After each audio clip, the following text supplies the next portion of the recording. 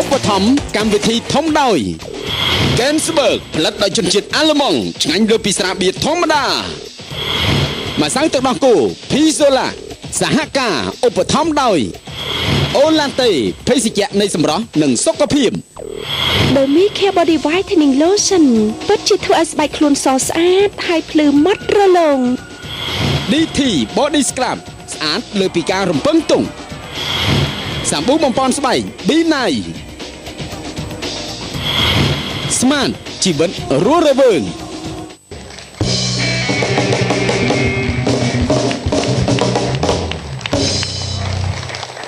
ចាយើងវិលមកជួបគ្នាជាបន្តទៀតនៅក្នុងកម្មវិធីពេញចិត្តឬអត់វគ្គ3កម្មវិធីនេះសហការឧបត្ថម្ភដោយ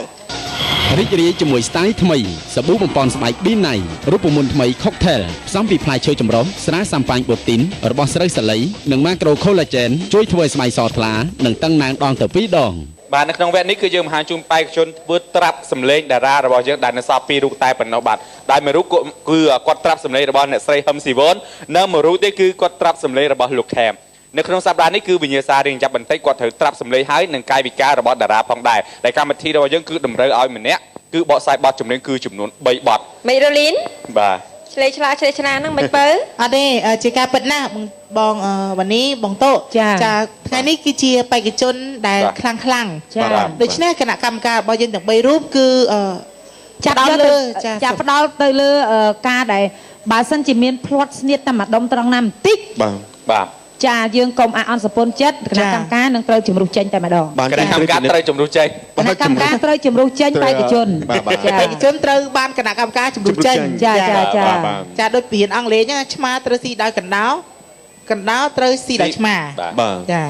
បាទដែលនៅក្នុងវគ្គនេះគឺបេក្ខជនរបស់យើងនឹងចូលរួមបកស្រាយបទចម្រៀងឆ្លងឆ្លៃគ្នាគឺចំនួន2បទផងដែរបទទី1មានចំណងជើងថាច័ន្ទចាក់មេឃដែលសម័យបច្ចុប្បន្ននេះគឺអ្នកស្រីហឹមស៊ីវ៉ុនបកស្រាយជាមួយនឹងលោកពេជ្រពន្លឺហើយបេក្ខជនរបស់យើងគឺមានបេក្ខជនសៀងគុន្ធីដែលមានសម្លេងរបស់អ្នកស្រីហឹមស៊ីវ៉ុននិងបេក្ខជនរបស់យើងមួយទៀតបាទគឺងួនស៊ីថេងហើយបទទី2ដែលជាបទឆ្លងឆ្លៃដូចគ្នាបាទគឺជាបទរបស់កញ្ញាមេសុកសុភានិងលោកខេមបទនោះគឺមានចំណងជើងថាស្រឡាញ់ហួសព្រោះគេជាអ្នកមានជាងអូនសូមអញ្ជើញទស្សនាបាទ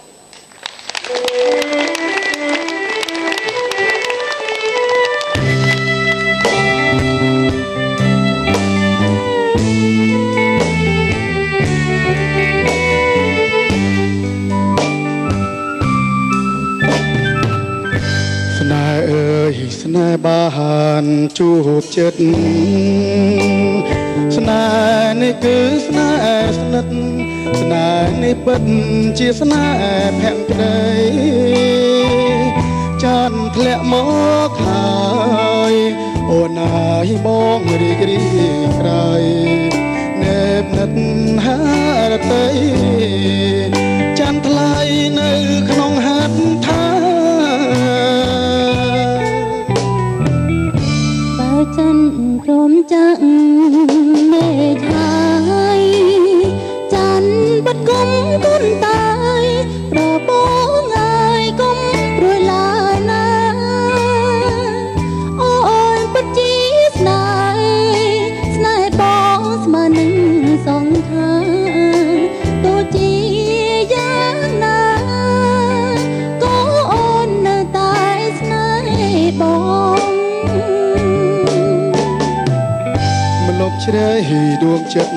ជីវិតស្នេហ៍អើយជួយចាំចុងឡើយ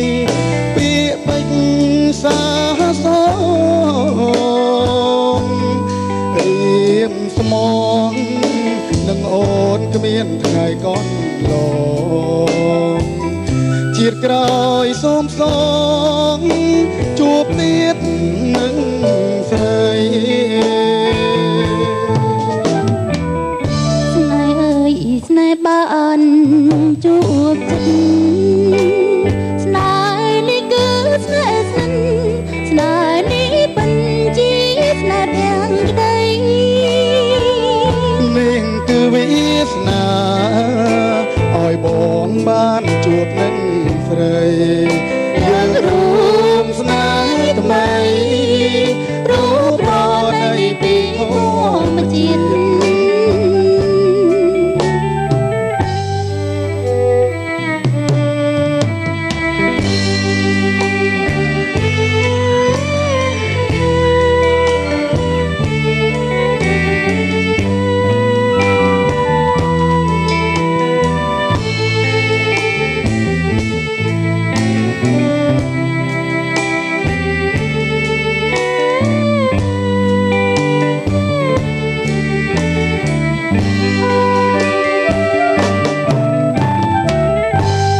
ជ្រៃ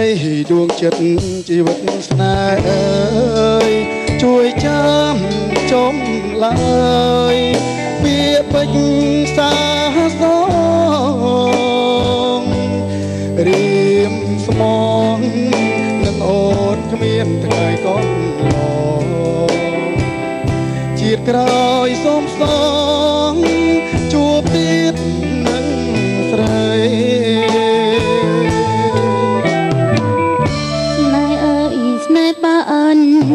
ជួបចិត្តស្នេហ៍នេះគឺស្នេហ៍ស្និទ្ធស្នេហ៍នេះពិតជាស្នេហ៍ទាំងក្តីនេះគឺវាសនា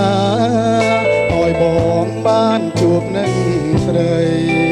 យើងរួមស្នេហ៍ថ្មីរូបរនៃពីធម្មជាតិ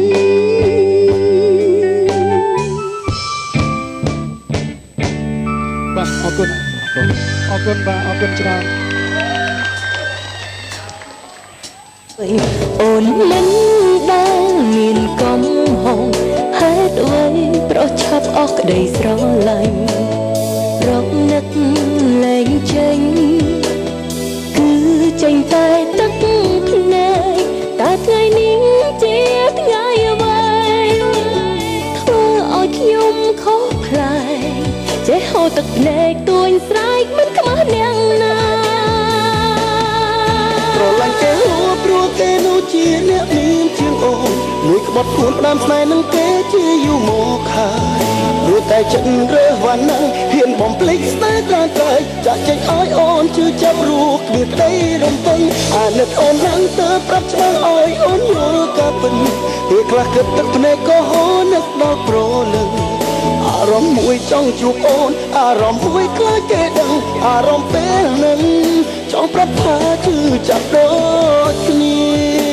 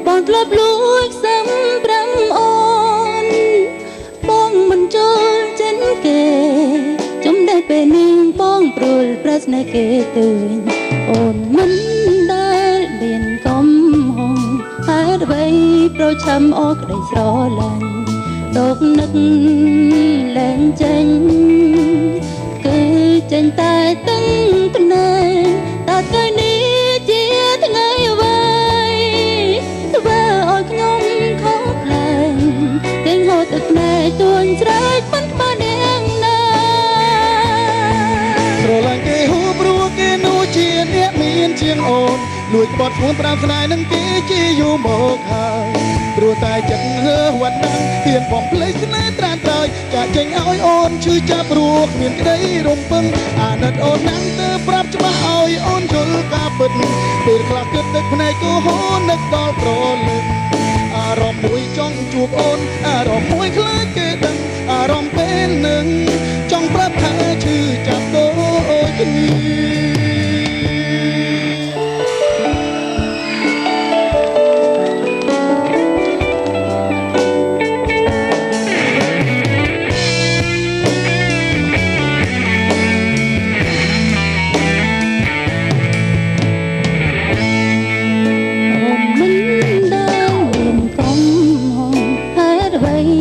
ចាំអរក្តីស្រឡាញ់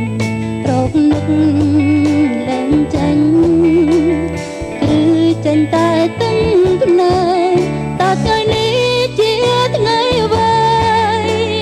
ធ្វើឲ្យខ្ញុំខុសប្លែកទាំងហូរទឹកភ្នែកទួញស្រែកមិនក្បាលនាងណាស្រឡាញ់គេហួរព្រោះគេដូច ជាងអូនលួចបត់ខ្លួនផ្ដាំស្នេហ៍នឹងគេជាយូរមកហើយព្រោះតែចិត្តរើវណ្ណាហ៊ានបំភ្លេចស្នេហ៍ត្រានត្រៃចាក់ចេញឲ្យអូនឈឺចាប់ព្រោះគ្មានក្តីរំពឹងអាណិតអូនណាស់ទៅប្រាប់ច្បាស់ឲ្យអូនយល់ការពិតពេលខ្លះគិតទឹកភ្នែកក៏ហូរនឹកដល់ប្រលឹងអារម្មណ៍មួយចង់ជួបអូនអារម្មណ៍មួយខ្លាចគេដឹងអារម្មណ៍ពេលនឹងចង់ប្រាប់ថាឈឺចាប់ដូចគ្នាស្រឡាញ់គេហួព្រោះគេនោះជាអ្នកមានជាងអូនលួចបត់ខ្លួនប្រាំស្នេហ៍នឹងគេជាយូរមកហើយព្រោះតែចិត្តរើប៉ុណ្ណាហ៊ានបំភ្លេចស្នេហ៍ត្រានត្រៃចាក់ចេញឲ្យអូនឈឺចាប់ព្រោះគ្មានក្តីរំពឹងអាណិតអូនណាស់ទៅប្រាប់ច្បាស់ឲ្យអូនយល់ការពិតពេលខ្លះគិតទៅភ្នែកក៏ហូរនឹកដល់ប្រលឹងអារម្មណ៍មួយចង់ជួបអូនអារម្មណ៍មួយខ្លាចគេដឹងអារម្មណ៍ពេលនឹងចង់ប្រាប់ថាឈឺចាប់ដូចគ្នា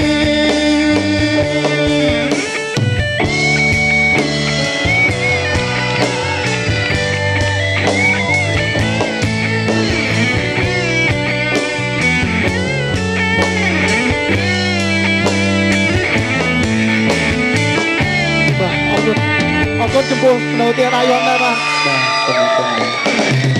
សូមទឹកលេខស្វាគមន៍មួយទៀតបងបាទអរគុណបាទយ៉ាប់អីវិញ្ញាសាលើកនេះបាទសម្រាប់ខ្ញុំគឺវិញ្ញាសាលើកនេះគឺយ៉ាប់ខ្ញុំទទួលស្គាល់ថាពិបាកពីព្រោះរយៈពេលដែលយើងត្រៀមគឺមានតែរយៈពេល5ថ្ងៃអញ្ចឹងបងបាទដូច្នេះគឺយើងត្រូវការមើលទាំងកាយវិការហើយនឹងធ្វើតាមដូច្នេះសម្រាប់ខ្ញុំជាសម្លេងដែលខ្ញុំធ្វើស្រាប់តាមស្ត្រីរបស់បងហឹមស៊ីវ័នគឺខ្ញុំមានការពិបាកពីព្រោះខ្ញុំ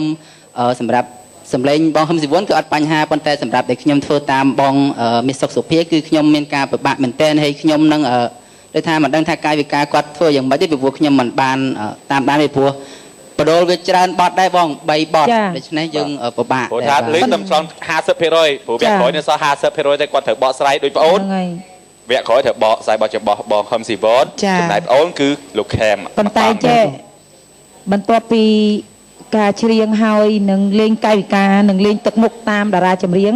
ត្រូវជាបទឆ្លងឆ្លើយកុំប្រាប់ថាចាប់កម្មវិធីយើងស្រឡាញ់គ្នាមែនទេណាអត់ទេបងគ្រាន់តែជាកាយវិការគណៈការសម្ដែងបណ្ណោះបងពីព្រោះយើងជាអ្នកសិល្បៈអញ្ចឹងបើសិនជាយើង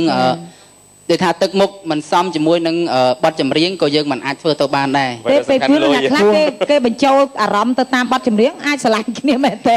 កុំមកអត់ទេបងអត់ទេបងចុងក្រោយគឺស្រីធ្វើអញ្ចឹងមែនបងអត់ទេបងដបងអញ្ចឹងហើយដបងខ្ញុំដបងអញ្ចឹងដែរអញ្ចឹងហីបានគេដាក់បទចុងក្រោយណែបែកគ្នាឥឡូវយើងទៅធ្វើការផ្ដល់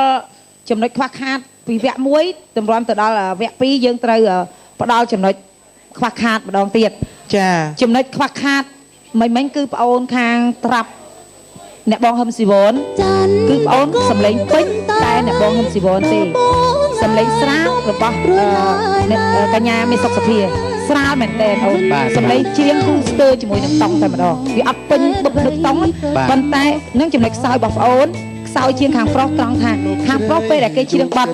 លោកពេជ្រពលឺគឺសម្លេងគេពេញគេហៅពេញណោតបាទបងចាវាណែនដល់ពេលច្រៀងបាត់លោកខេនទៀតណែនទៀតចឹងបានថាណែនមុខ double ណែនបាទហើយចឹងណែនប្រេកចាបើចំពោះខ្ញុំវិញបេក្ខជនងុនស៊ីថេងគាត់ប្រើសម្លេងត្រាប់តាមពេជ្រពលឺបាទវាមិនដូចលោកពេជ្រពលឺទេប៉ុន្តែគ្រាន់តែសម្លេងបងបានលក្ខណៈវាមានលក្ខណៈមួយគឺថាវាពេញណែនណាបាទដែលអាចទទួលយកបានហើយចំពោះបងខាងនោះវិញបងតាមសម្លេងរបស់ហឹមស៊ីវ័នក៏ទទួលយកបានដែរប៉ុន្តែដល់ត្រាប់តាមមីសុកសុភាវាជារឿងផ្សេងមួយដោយសារមីសុកសុភាមិនមែនជាទៅតាមសម្លេងរបស់បងណាវាមានស្ទើរច្រើនណាស់បាទហើយចំពោះបងវិញដល់ត្រាប់តាមខេមគឺអូខេហ្មងបាទអរគុណលោកគ្រូហើយចាចំពោះវគ្គចូលភ្លេងវគ្គទី2គឺប្អូនចូលមុនភ្លេងប្អូននៅខាងត្រាប់តាមបងហ៊ុនស៊ីវ័នគឺគាត់ចូលមុនភ្លេងហើយមុនស៊ីថេនចាស៊ីថេនហ្នឹងគឺបកស្រាយបទបងមីសុកសុភាគឺកន្លែងមួយគឺរៀងញាប់តិចណាសុំភ្លេងលេងខ្ញុំតិចមើលតែបងអូនរៀងញាប់តិចដូចហាមអូនមិនអោយនឹកមិនអោយគិតពីរឿងរ៉ាវកូនលោងាយម្លេងស្នេហ៍ស្នូតែកន្លែងហ្នឹងបងអូនជាងហ ហាមអូនមិនអោយនឹក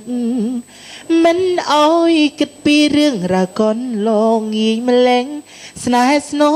អូទៅជាប់គ្នាតែពិតក្រៃហ្នឹងគឺត្រូវចោលបន្តិចចាំមកមើលស៊ីអូនចាបាទចាំមើលស៊ីតិចមិនអ៊ំចង់មើលស៊ីជាប់គ្នាពេកតែអីចាគឺយើងនៅសវៈមួយទៀតដើម្បីប្រឹងប្រែងឲ្យអស់ពីសមត្ថភាពព្រោះនេះគ្រាន់តែជាវគ្គដកពិសោធន៍របស់ចម្រៀងឯងចាអញ្ចឹងវគ្គក្រោយបងអូនត្រូវបកស្រាយចម្រៀងមួយបែបម្នាក់តាមអ្នកបងហឹមស៊ីវ៉ននិងលោកខេមចាដូច្នេះសូមខំប្រឹងអស់ពីសមត្ថភាពព្រោះថាគណៈកម្មការយើងនឹងដាក់ទុកចាំពេលនេះតទៅចាសូមអរគុណច្រើនបាទអរគុណច្រើនបាទវគ្គក្រោយយើងនឹងបានជួយជាមួយនឹងការបកស្រាយបទ